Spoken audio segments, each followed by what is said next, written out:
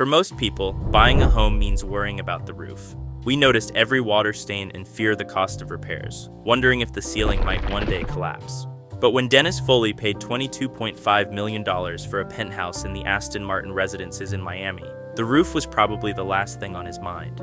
With private cinemas, an infinity pool, and luxury amenities at every turn, structural problems seemed unthinkable.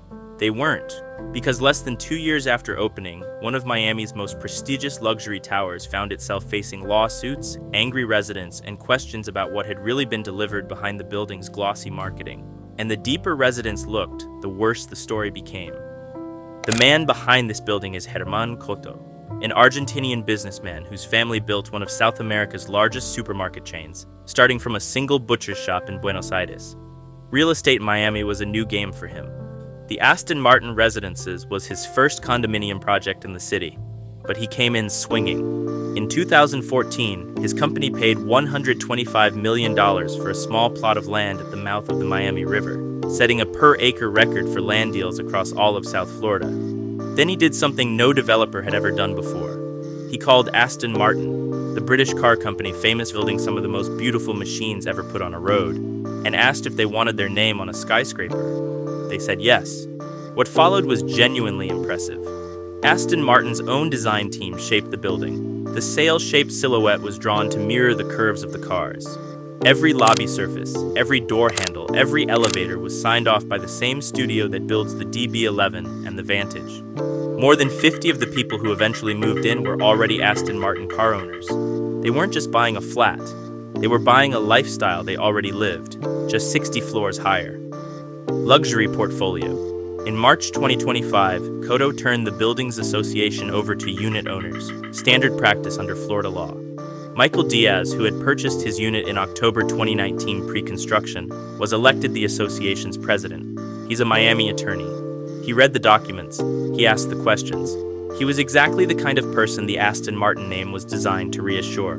One of his first calls as board president was to the Ritz-Carlton at Key Biscayne to arrange the private beach club ferry, the one in every brochure, every sales presentation, every glossy piece of marketing the building had ever produced. When I inquired about this beach experience, the powers that be at the Ritz-Carlton, they said the only thing that was right about what I was saying about the ferry was it was a fairy tale, nothing more and nothing less, Diaz said.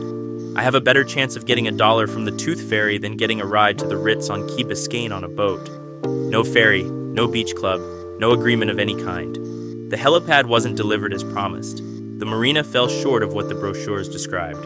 The condo association hired lawyers and forensic accountants to uncover what Diaz described as a lot of self-dealing, a lot of theft, and a lot of manipulation by the management company to benefit the developer at the financial expense of the owners.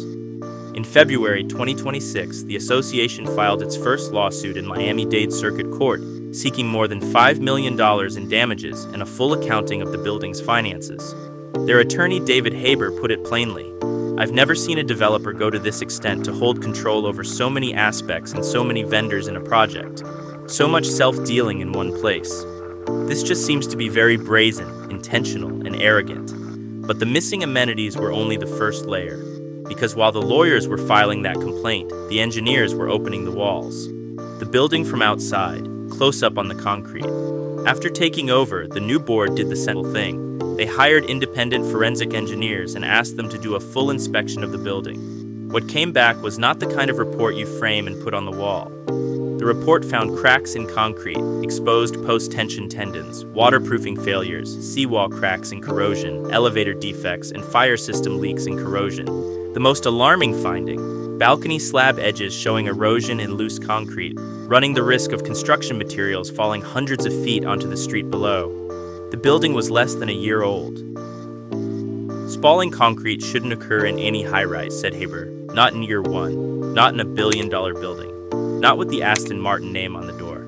The second lawsuit was filed on April 15, 2026, naming the developer, general contractor Coastal Construction, Revuelta Architecture International, structural engineer De Simone Consulting Engineering, Shamrock Engineering, Capform, and approximately a dozen subcontractors. 16 firms in a single complaint. A spokesperson for the developer said they remain confident that once all facts are fully reviewed, the court will reach a fair and favorable determination. The forensic report, however, does not review itself, and the residents are already paying the repair bills. Here is where this stops being a story about bad construction and starts looking like something more deliberate. While the engineers were inside the walls, the forensic accountants were inside the books.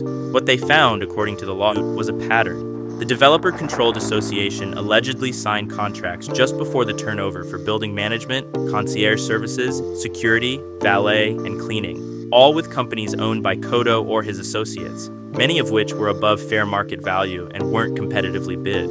Among the accusations, allegedly bogus or inflated invoices paid for cleaning, security, and water damage repairs, as well as payments for concierge services that allegedly were never provided.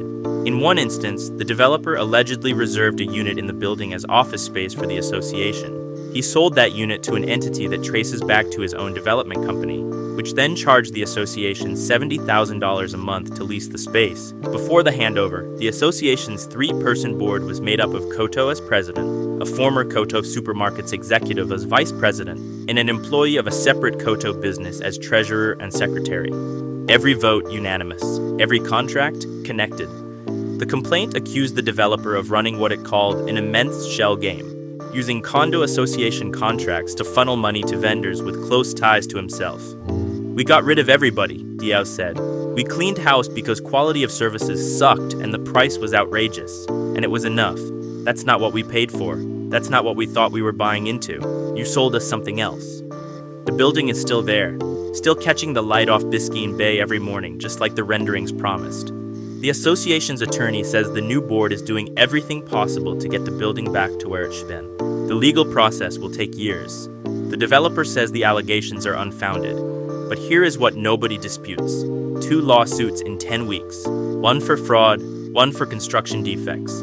A building that opened to global fanfare in April 2024, with cracked concrete on balconies flagged as a safety concern less than a year later. A $70,000 a month office lease signed by the developer with his own company, charged to the residents who already paid millions to live there. The residents didn't get let down by Aston Martin, said their attorney. They got let down by the developer. Dennis Foley paid $22.5 million for his apartment on the 60th floor. He got cracked concrete, a missing beach club, and a lawsuit to go with the view. Turns out when you pay that much for a home, you still end up worrying about the roof, among other things.